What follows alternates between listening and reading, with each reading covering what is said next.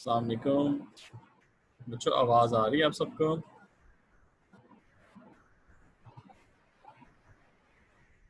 Okay, good.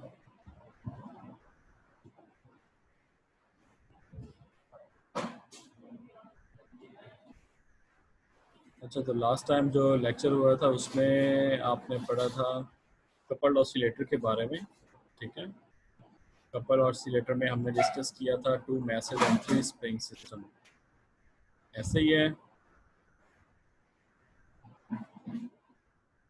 Okay, good. Two masses and three spring system हमने discuss किया था coupled oscillator में। इसको थोड़ा सा ओवरव्यू करते हैं। हमने इसमें क्या क्या डिस्कस किया था। सबसे पहले तो आपकी जो रिलेटेड टेक्स्ट बुक्स हैं, ठीक है, रिकमेंडेड टेक्स्ट बुक्स हैं, उनको हमने देखा था कौन कौन सी।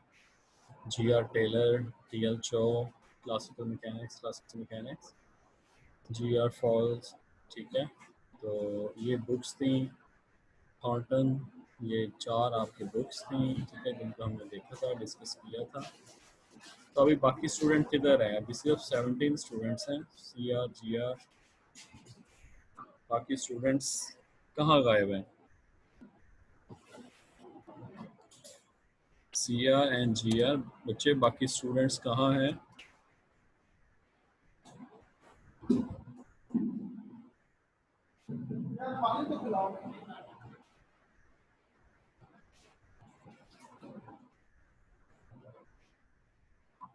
जी, सी.आर. And G.R.. बाकी स्टूडेंट्स कहाँ पे हैं?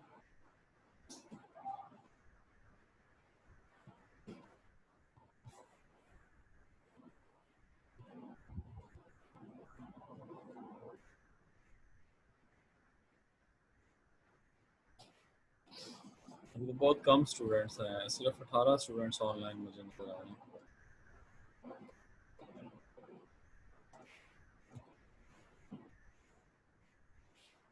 Only 18 students are online at the moment.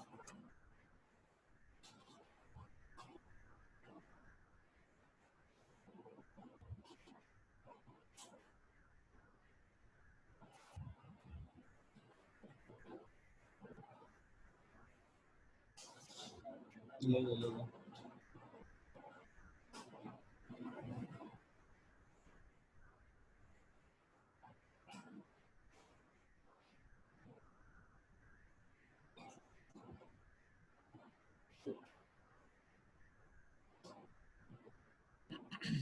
University में तो बच्चे आज सिर्फ जो न्यू कमर्स हैं वो अलाउ हैं, बाकी बच्चे ट्रैवल कर रहे हैं इधर। आज बाकी बच्चों के लिए मेरे ख्याल छुट्टी थी, तो इसीलिए क्लास भी जो है वो ऑनलाइन ही ले रहा हूँ मैं।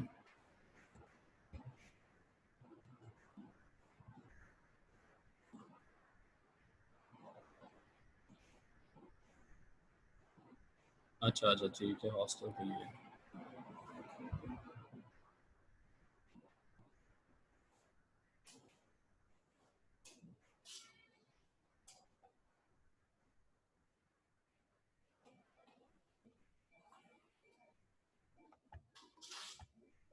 ओके, ठीक है।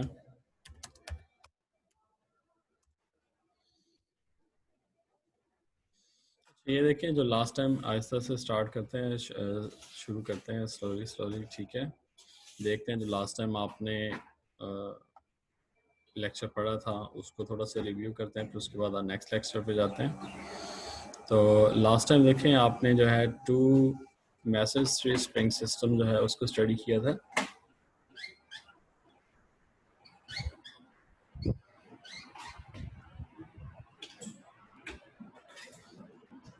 जिसको हम कपल्ड ऑसिलेटर्स भी कहते हैं। तो कपल्ड ऑसिलेटर में क्या आपने देखा था? Coupled oscillators are system of interacting oscillators, ठीक है। इसको हम कहते हैं coupled oscillators, interacting system of oscillators को। These oscillators can transmit their energy to each other because two oscillators share a common component, ठीक है। तो इसमें कंपोनेंट कॉमन होने की वजह से वो एनर्जी जो है एक दूसरे के साथ शेयर करते हैं, ठीक है। Many physical systems are well approximated by coupled harmonic oscillators. तो ये उसकी डेफिनेशन हमने देखी थी। उसके बाद जो है सिंगल ऑसिलेटर हमने देखा, उसको भी स्टडी किया था, सिंगल हार्मोनिक ऑसिलेटर किस तरह बिहेव करता है, ठीक है। उसकी इक्वेशंस भी आपने फाइंड की थी और आपने बताया था कि ये सिंपल हार्मोनिक मोशन एग्जीक्यूट करता है। ये सिंगल मैस स्प्रिंग सिस्टम जो है वो सिंपल हार्मोनिक मोशन जो है वो एग्जीक्यूट करता है, और उसकी इक्वेशंस भी फाइंड की थी, सॉल्यूशंस भी फाइंड किए थे, ठीक है। उसके बाद आपने देखा था system of equation, two masses three spring system. ये है हमारे पास टू मैसेज थे हमारे पास M1 एंड M2, ठीक है। टू मैसेज थे और थ्री स्प्रिंग्स सिस्टम था, K1 K2 और K3 हमारे पास स्प्रिंग कांस्टेंट थे, स्प्रिंग 1K 2K और 3K। तो ये हमारे पास two masses three spring system जो है वो बन गया था। इसको हमने नाम दिया था कपल्ड ऑसिलेटर का, ठीक है। कपल्ड ऑसिलेटर है ये, कंसिस्ट करता है टू मैसेज और थ्री स्प्रिंग सिस्टम पे। उसके बाद इसकी हमने इक्वेशंस जो हैं वो लिखी थी, आपके सामने थी इक्वेशंस। जो नेट फोर्स कार्ट 1 पे थी, M1 पे, वो थी -K1 x1 plus K2 into x2 minus x1। और इसी तरह जो कार्ट 2 पे थी, M2 पे, वो थी -K1 plus K2 into x1 plus K2 x2, ठीक है। न्यूटन सेकंड लॉ के साथ हमने इसको इक्वेट किया था, ठीक है, हुक्स लॉ और Newton second law of motion. तो हमारे पास जो सेट ऑफ इक्वेशन आ गया था वो था M1 x1 डबल डॉट, यानी एक्सलेशन। उसको हमने x1 डबल डॉट कह दिया क्योंकि एक्सलेशन सेकंड डेरिवेटिव होती है पोजीशन की। तो ये इक्वल था minus into K1 plus K2 into x1 plus K2 into x2, और M2 x2 double dot equal था K2 x1 minus K2 plus K3 into x2, ठीक है। तो ये हमारे पास जो है इसकी इक्वेशन आ गई थी। इन इक्वेशंस को फर्दर हमने मैट्रिक्स फॉर्म में लिखा था m x double dot minus equal to minus k x. m जो रिप्रेजेंट कर रहा था वो मैसेज के मैट्रिक्स को रिप्रेजेंट कर रहा था, M1 0 0 M, और x डबल डॉट जो था वो रिप्रेजेंट किसको कर रहा था, x जो था वो x1 और x2 पोजीशन को रिप्रेजेंट कर रहा था। और इसी तरह जो k मैट्रिक्स था आपके पास, k मैट्रिक्स रिप्रेजेंट कर रहा था spring constant K1 K2 K1 plus K2 minus K2 और K2 प्लस K3 को रिप्रेजेंट कर रहा था। उसके बाद जो है हमने डिस्कस किया था कि our system has two elements because the system has two degrees of freedom. For a system with n degrees of freedom it would have n elements, ठीक है। अगर n डिग्री ऑफ फ्रीडम होती तो n elements होते, तो इसमें 2 elements थे, तो हमने इसमें कहा कि 2 डिग्री ऑफ फ्रीडम है, ठीक है। इक्वेशंस हमने राइट कर ली, मैट्रिक्स फॉर्म में लिख लिया। फिर इसको हमने डिस्कस किया था कि मैट्रिक्स किस फॉर्म का है, तो सोल्यूशन जो है वो कैसे होगा। तो इस तरह की इक्वेशन का सोल्यूशन हमने पहले भी निकाला हुआ है, हमें पता है मैथमेटिक्स से जो सोल्यूशन है वो किस फॉर्म का होता है। तो x1 ऑफ t, ठीक है, फर्स्ट पोजीशन के लिए, फर्स्ट मैथ्स के लिए x1 of t alpha 1 cos of omega t minus delta 1 था। इसी तरह सेकंड के लिए भी सिमिलर सोल्यूशन था, x2 of t equal to alpha 2 cos of omega t minus delta 2 था। और इसी तरह जो कोसाइन सोल्यूशन है, हमारे पास साइन सोल्यूशन भी था। If there is a solution of this form then there will be certainly also a solution of the same form with cosines replaced by sines, ठीक है। तो ये हमारे पास सोल्यूशन था y1 of t equal to alpha 1 sine of negative minus delta 1, और इसी तरह y2 of t equal to alpha 2 sine of negative minus delta 2 था। ये दूसरा सोल्यूशन इसका आ गया था हमारे। फिर ना हमने इनको कंबाइन किया, ये देखिए नेक्स्ट स्टेप में इसको हमने कंबाइन कर लिया। z1 ऑफ t हमारे पास क्या आ गया, x1 of t plus iota y1 of t, और ये बन गया alpha 1 cos of omega t minus delta 1 plus iota sine of omega t minus delta 1। तो ये किसके इक्वल आ गया, a1 e raise to power iota omega t minus delta 1, ठीक है। तो इस फॉर्म में हमने इसको लिख दिया था। जबकि हमारे पास जो A1 है, A1 की वैल्यू हमारे पास क्या थी,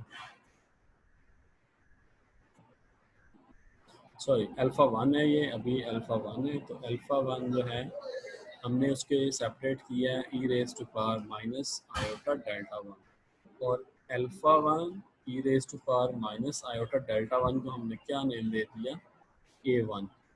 तो A1 e raise to power iota omega t हमारे पास सोल्यूशन आ गया। हाँ जब क्लासेस तो होनी है ना। हाँ तो ये हमारे पास जो वैल्यू है alpha 1 e raise to power minus iota delta 1, ये किसके इक्वल आ गया है, ये A1 के इक्वल आ गया। तो सेकंड स्टेप में हमने क्या लिख दिया, Z1 of T equal to A1 e raise to power iota omega 2, ठीक है, A1 e raise to power iota omega 2।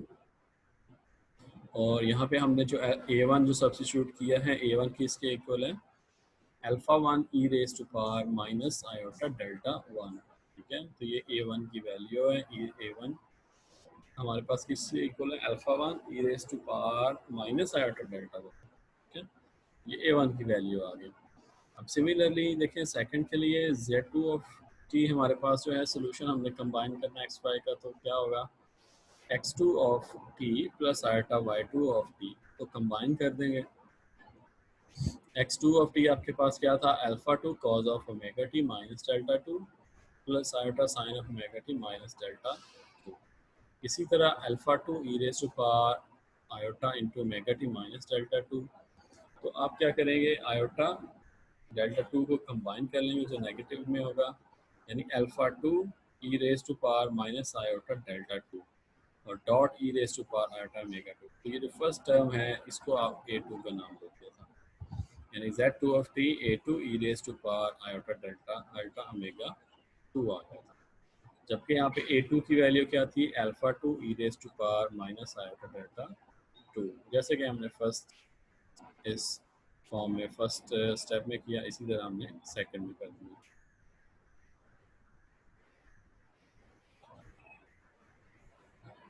अच्छा, उसके बाद देखिए हमने मैट्रिक्स फॉर्म बनाई। The great advantage of the complex numbers is that as we can see from the right side of this equations both have the same time dependence factor e raised to power iota omega t. Let us combine these two complex solutions into single 2 cross 1 matrix solution of the form. तो ये हमने इसको matrix form में जब लिखा है तो क्या हमारे पास बन गया, z of t equal to Z1 of t Z2 of t, और ये किसके इक्वल होगा, A1 A2 मैट्रिक्स में A1 A2 into e raise to power iota omega t, ठीक है। A1 A2 मैट्रिक्स को रिप्लेस कर दिया हमने A से, तो A e raise to power iota omega t बन गया, ठीक है। नेक्स्ट देखें, where the column A is a constant made up of two complex numbers. A constant है और ये किन से मिलके बना है, दो कॉम्प्लेक्स नंबर से। तो A हमारे पास किसके इक्वल हो गया, A1 A2 मैट्रिक्स, और A1 की वैल्यू हमने क्या पुट की थी, alpha 1 e raise to power minus iota delta 1, और A2 की वैल्यू हमने पुट की थी alpha 2 e raise to power minus iota delta 2, ठीक है। तो ये इनकी वैल्यूज हमने पुट की थी। अच्छा, उसके बाद हमने देखें क्या किया था कि हमने जो है वो एक इक्वेशन बनाई थी, substitute this values into this equation.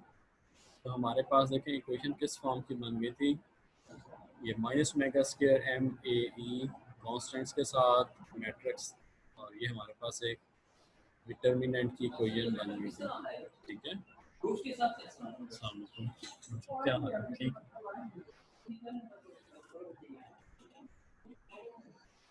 जी, तो उसके बाद जो है देखें this equation is a generalize, हमने इक्वेशन जो है उसको अरेंज किया था और किस फॉर्म में लिख दी थी हमने, k minus omega square m into a equal to 0। तो यहाँ से हमने इनका सोल्यूशन फाइंड करना था, ठीक है। This equation is generalization of the eigen value equation. Omega square आपके पास क्या है, आइगन वैल्यू है। इफ द मैट्रिक्स जो कि हमने फाइंड करनी है, ओमेगा की वैल्यू एक्चुअली फाइंड करनी है, तो ये आपके पास आइगन वैल्यू इक्वेशन आ गई, omega square eigen value. If the matrix K minus omega square m has non-zero determinant, then the only solution of this is the trivial solution, because A is equal to 0 corresponds to no motion at all. इसका तो कोई motion ही नहीं है. On the other hand, if determinant K minus omega square m equal to 0, so equation has non-trivial solution of the equations of motion with our assumed sinusoidal form.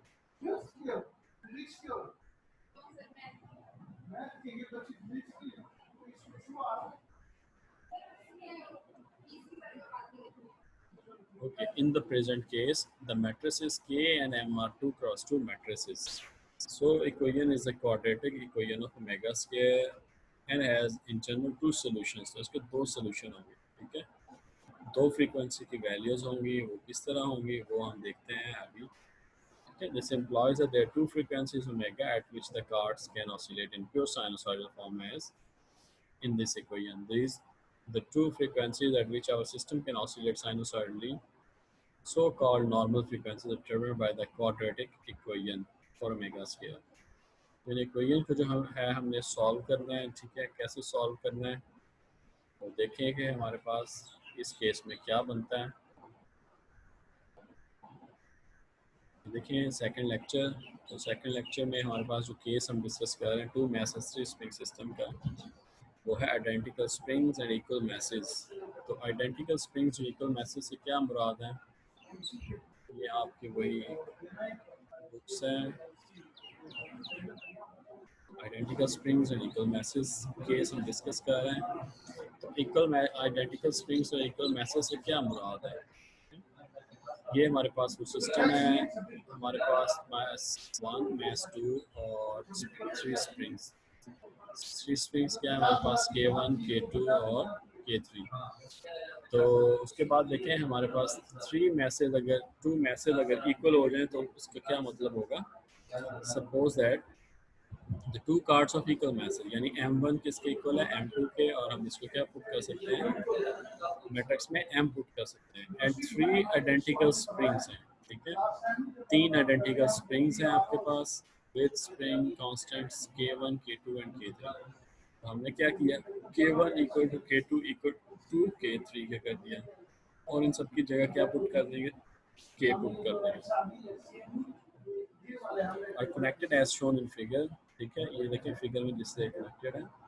In this case, the matrices M and K defined in reduced to, ठीक है. तो देखें जब हमने ये values put की तो matrix हमारे पास किसमें रिड्यूस हो गया, M0 0M, और K हमारे पास बन जाएगा 2K minus K 2K.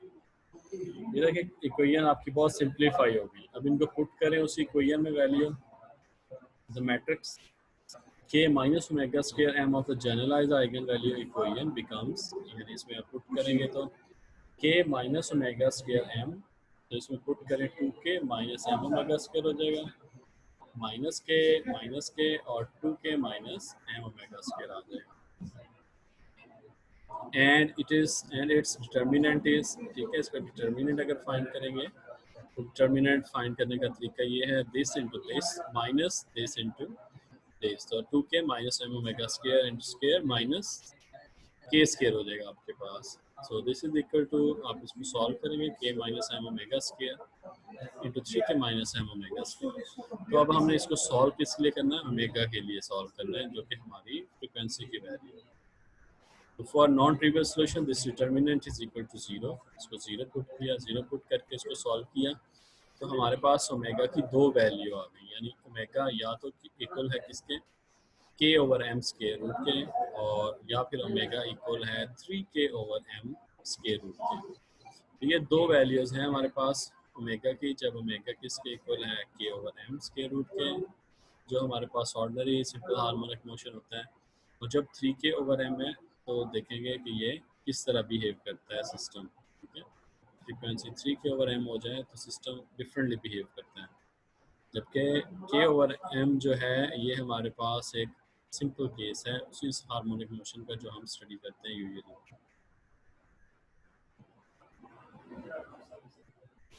These two normal frequencies, omega 1 and omega 2, are the 2 possible frequencies at which our 2 walls can oscillate in purely sinusoidal motion, ठीक है।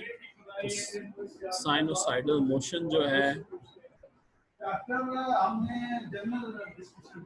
notice that the first one, ठीक है, omega 1 is precisely the frequency of single mass, ठीक है। जो omega 1 जैसे आपको अभी मैंने बताया है, precisely the frequency of a single mass on a single spring K। ये ऑर्डिनरी आम जो सिंपल हार्मोनिक मोशन होता है, ये उसी का रिजल्ट है। As we know that the actual motion is given by the column of real numbers। x of t क्या है आपके पास, real z of t, real a e raised to power iota omega t। तो real part a e raised to power iota omega t आपके पास आ जाएगा इसके साथ। and a is made up of two fixed numbers। अच्छा, a में अब दो जो फिक्स नंबर्स हैं वो हमारे पास a1 और a2 हैं, जिनकी वैल्यू आपने पहले डिटरमिन की है, ठीक है, कॉम्प्लेक्स फॉर्म में, which will satisfy the eigenvalue equation जो है k minus omega square m into a equal to 0। So solving this equation for the vector a for which normal frequency and the sinusoidal motion with any of the normal frequency is called a normal mode, ठीक है। तो इसके लिए जब हम इसको solve करेंगे तो हमारे पास क्या होगा, नॉर्मल मोड, यानी जब आपके मैसेज इक्वल हैं और स्प्रिंग कांस्टेंट जो है वो भी इक्वल है। तो द फर्स्ट नॉर्मल मोड है आपके पास, उसमें देखें द फर्स्ट नॉर्मल मोड में क्या होगा, इफ वी चूज ओमेगा की वैल्यू क्या हम रखें to the first normal frequency, यानी ओमेगा 1 जो हमने फाइंड किया है k over m square root, अगर उसके इक्वल रख देते हैं तो उस केस में देखें मैट्रिक्स आपके पास क्या बनेगा, k minus omega square m, this becomes k minus omega 1 square into m equal to k minus k and k equal to 0। तो इसका आइगन वैल्यू इक्वेशन जो है वो क्या बन जाएगी, 1 माइनस 1 माइनस 1 1, और साथ में जो मैट्रिक्स आ जाएगा वो a1 a2 इक्वल टू 0 आ जाएगा। तो यहाँ से देखिए इसके इक्विवेलेंट जो इक्वेशंस हैं वो दो इक्वेशंस हमारे पास बन जाएंगी इक्विवेलेंट। तो क्या क्या होंगी दो इक्वेशंस, वो होगी a1 minus a2 equal to 0, और दूसरी यानी minus a1 plus a2 equal to 0। ये दो हमारे पास इक्वेशन बन जाएंगी। These two equations are actually the same equation and either one implies that आपके पास a1 जो है वो a2 के इक्वल है, जो कि इक्वल किसके है, amplitude a into e raise to power minus iota delta. तो ये आपके पास इधर से सोल्यूशन आ जाएंगे नॉर्मल मोड से। इसको हम पुट करेंगे complex column, z of t क्या बन जाएगा आपके पास, a1 a2 e raise to power iota omega 1 of t। इसमें देखें a आ जाएगा amplitude e raise to power iota into क्या आ जाएगा हमारे पास ओमेगा 1 t माइनस डेल्टा। ये वैल्यू जब हमने a1 की a2 की पुट कर दी तो ये हमारे पास सोल्यूशन आ जाएगा।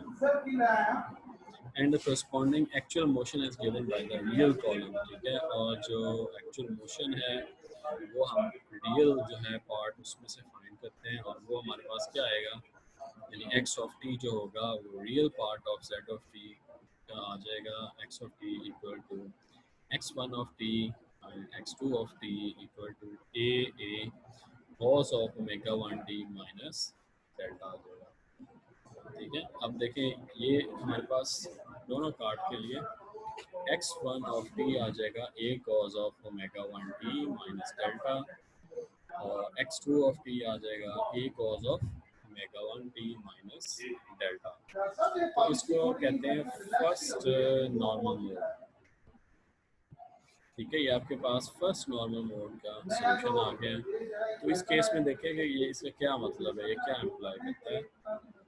तो इसका मतलब ये है the two cars oscillate back and fourth with equal amplitude and exactly in phase, ठीक है। तो आपके पास जो कार्ट हैं किस तरह ऑसिलेट करेंगे, बैक एंड फोर्थ ऑसिलेट करेंगे, इक्वल एम्पलीट्यूड होंगे दोनों, जो एम्पलीट्यूड है वो इक्वल है और वो होंगे भी दोनों फेज में, ठीक है। इसका इक्वेशन का ये मतलब बनता है फर्स्ट नॉर्मल मोड का, so that x1 of t equal to x2 of t and the middle spring remains at its equilibrium length all the time। और जो दरमियानी स्प्रिंग जो है वो अपनी नॉर्मल वो कहता है रहेगा एट इक्विलिब्रियम रहता है, इक्विलिब्रियम लेंथ पे ऑल द टाइम, हमेशा वो इक्विलिब्रियम पे रहता है। ठीक है, सिर्फ क्या होगा, स्प्रिंग 1 एंड स्प्रिंग 3 जो है वो ऑसिलेट करेंगे, 2 जो है वो अपनी इक्विलिब्रियम पोजीशन पे रहेगा। यहाँ तक क्लियर? ये हमने आपको लैब को विजिट करवाना है, यूनिवर्सिटी को विजिट करवाना है, दो तीन चीजें वो करवानी है, उसके बाद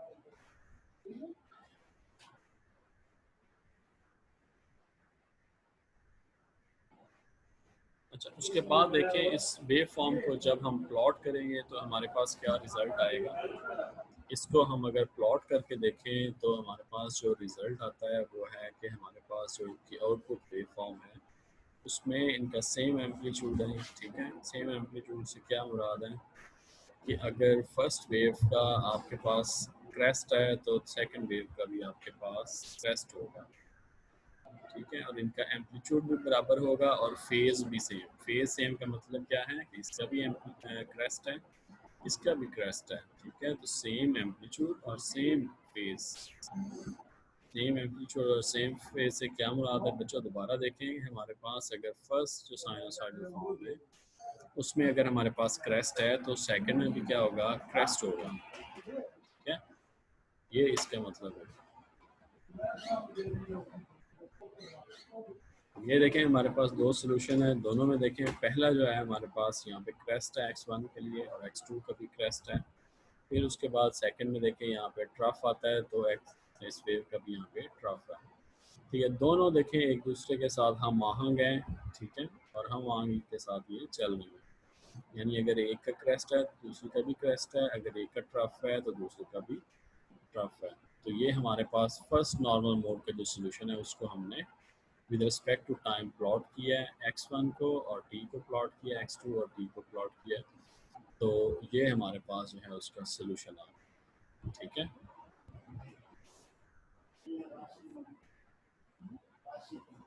उसके बाद देखिए the middle spring is neither stretch nor compress during oscillations. जो मिडल स्प्रिंग है ना तो वो स्ट्रेच है ना कंप्रेस है। ठीक है, वो इक्विलिब्रियम पे रहता है। This means that for the first normal mode the middle spring is actually irrelevant. ठीक है, फर्स्ट स्प्रिंग जो मिडल स्प्रिंग है सॉरी वो इररेलेवेंट है and each cart oscillates just as it were attached to single spring. ठीक है, और cart की मूवमेंट ऐसी है जैसे वो एक सिंगल स्प्रिंग के साथ अटैच किया गया। This explains why the first normal frequency cart on omega 1 जो है आपके पास k over m square root is the same as for a single cart on a single spring। ठीक है, तो आपके पास जो फर्स्ट सोल्यूशन में ओमेगा 1 जो है जो कि इक्वल है k over m square root के, कह रहा है is the same as for a single cart on a single spring. यानी सिंगल कार्ट और सिंगल स्प्रिंग के जो सोल्यूशन है वही ये उसी के इक्विवेलेंट है जो ओमेगा 1 है। ठीक है, ओमेगा 1 का सोल्यूशन में देखें k over m square root है और जो सिंपल हार्मोनिक मोशन होता है उसमें भी ओमेगा का सोल्यूशन जो है वो k over m होता है। इसलिए आपके पास ये जो सोल्यूशन है this explain why the first normal frequency is the same as for a single cart on a single spring. उसके बाद देखिए सेकंड सोल्यूशन है हमारे पास जो फ्रीक्वेंसी की सेकंड वैल्यू आई थी, क्या वैल्यू थी हमारे पास, ओमेगा 2 किसके इक्वल था, 3k by m square root के। ठीक है, तो वो हमारे पास जब हम उस फ्रीक्वेंसी को पुट करेंगे तो हमारे पास सेकंड नॉर्मल मोड आ जाएगा। देखिए किस तरह से इसको सॉल्व करेंगे, बिल्कुल वही मेथड है जो हमने पहले के लिए अप्लाई किया वही इसके लिए अप्लाई करेंगे। यानी the second normal frequency at which system can oscillate sinusoidally. ठीक है, उसकी इक्वेशन हमारे पास ये आ जाती है omega 2 3k by m square root. तो ओमेगा 2 को पुट कर देंगे 3k by m square root matrix में तो हमारे पास जो है वो सेकंड नॉर्मल मोड का सॉल्यूशन आ जाएगा। Which when substituted in this equation हमारे पास क्या आ जाएगा, k minus omega 2 square into m और this is equal to minus k minus k minus k and minus के। ठीक है, तो ये हमारे पास वो सोल्यूशन आ जाएगा। और इसको अगर हम लिखेंगे देखें 10 फॉर दिस नॉर्मल मोड का आइगन वैल्यू इक्वेशन हमारे पास जो है आइगन वैल्यू इक्वेशन क्या है हमारे पास, k minus omega two square m into a equal to 0। तो इस फॉर्म में अगर हम मैट्रिक्स लिखेंगे तो क्या बनेगा, सबसे पहले k का जो होगा वो हमारे पास बन जाएगा 1 1 1 1, ठीक है। और इनटू हमारे पास क्या आ जाएगा, from a1 and a2 equal to 0। तो इसमें फर्दर हम इसकी वैल्यूज पुट कर देंगे जैसे हमने पहले वैल्यूज पुट की, वो कहते हैं which implies that a1 plus a2 equal to 0 है, और a1 जो है वो किसके इक्वल आ रही है, माइनस a2 के। और ये इक्वल किसके आ रहा है, amplitude a in e raise to power minus iota delta, यानी कॉम्प्लेक्स फंक्शन आ जाएगा। Say the complex column z of t is therefore, तो आपके पास जो complex column z of t है वो किसके इक्वल आ जाएगा, z of t equal to a1 a2 into e raise to power iota omega 2t। और फिर नेक्स्ट स्टेप में आप वैल्यूज पुट कर देंगे a1 a2 की, एम्पलीट्यूड a और a2 जो है वो माइनस a आ जाएगा into e raise to power iota into omega 2t minus delta आ जाएगा, ठीक है। ये वैल्यूज पुट की हैं आपने, तो ये z ऑफ t की वैल्यूज आ गई। उसके बाद देखिए, and the corresponding actual motion is given by the real column x of t equal to real z of t। तो और x ऑफ t किसके इक्वल आ जाएगा, x1 of t x2 of t equal to a minus a cos of omega 2t minus delta आ जाएगा। तो इस तरह की जो इक्वेशन हमारे पास बन जाती है उसका सोल्यूशन हमें पता है कि क्या होता है कि x1 of t equal to a cos of omega 2t minus delta और minus a cos of omega 2t minus delta आ जाएगा। तो ये सोल्यूशन किसके लिए आ गए, हमारे सेकंड नॉर्मल मोड के लिए सोल्यूशन आ गए।